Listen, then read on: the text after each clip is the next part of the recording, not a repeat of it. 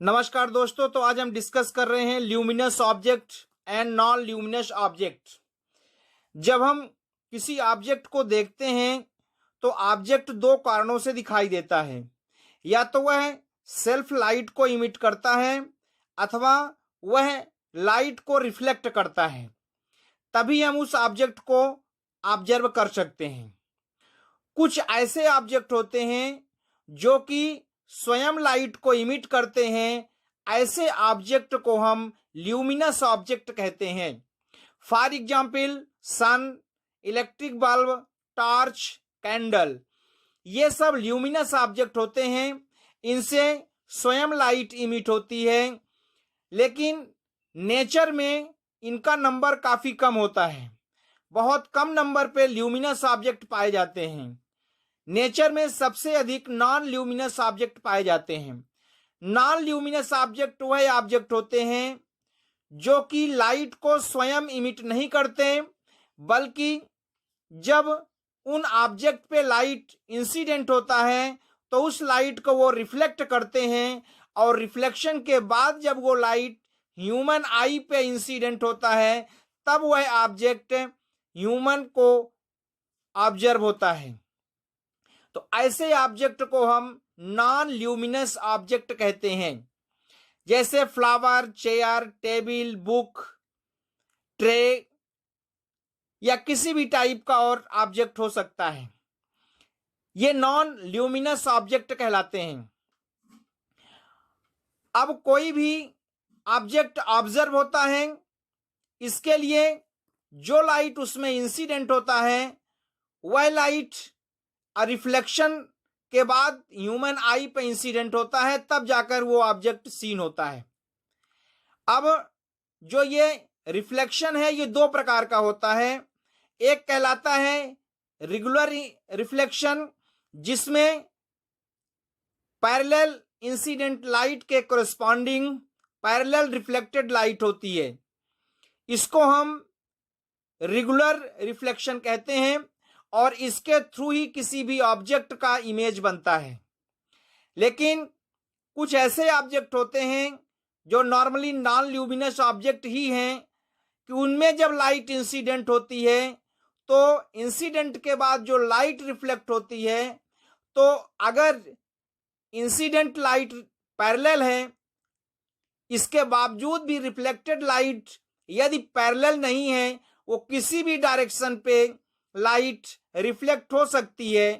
तब इस प्रकार के रिफ्लेक्शन को स्कैटरिंग अथवा इरेगुलर रिफ्लेक्शन कहते हैं।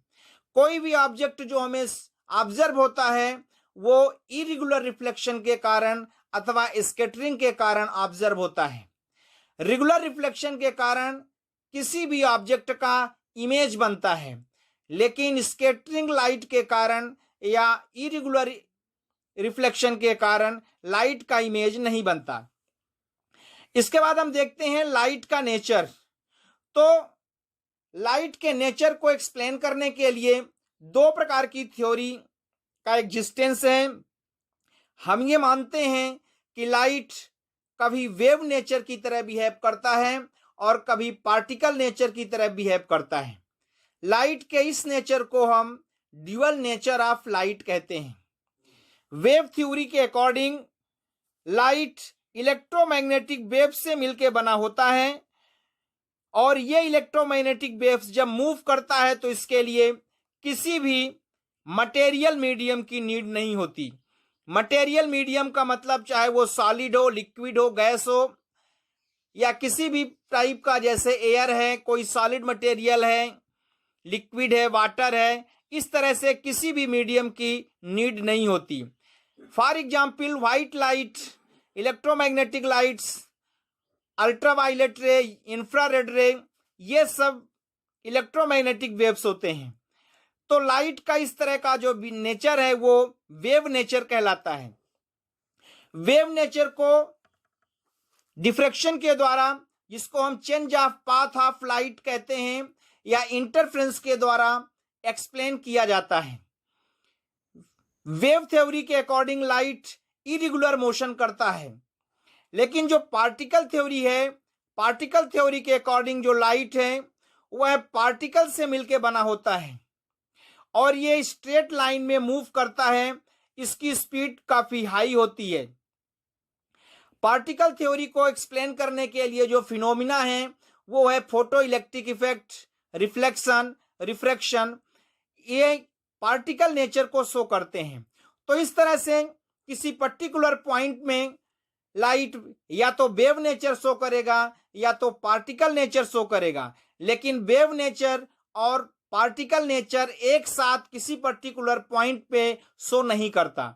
इसका मतलब जब वो वेव नेचर शो करेगा तो पार्टिकल नेचर को शो नहीं करेगा, और जब पार्टिकल नेचर को शो करेगा तो वेव नेचर को शो नहीं करेगा। जो रिफ्लेक्शन और रिफ्रैक्शन की प्रॉपर्टी है ये पार्टिकल नेचर को शो करता है। तो इस तरह से इसे नेचर ऑफ लाइट या ड्यूअल नेचर कहते हैं। दोस्तों, हमारे वीडियोस कंटिन्यू आ रहे हैं। यदि आपने हमारे चैनल को सब्सक्राइब कर दिया तो थैंक यू वेरी मच। यदि आपने अभी तक हमारे चैनल को सब्सक्राइब नहीं किया तो प्लीज हमारे चैनल को सब्सक्राइब करें, लाइक करें, शेयर करें और फ्रेंड सर्कल में शेयर करके कमेंट करें। Thank you very much.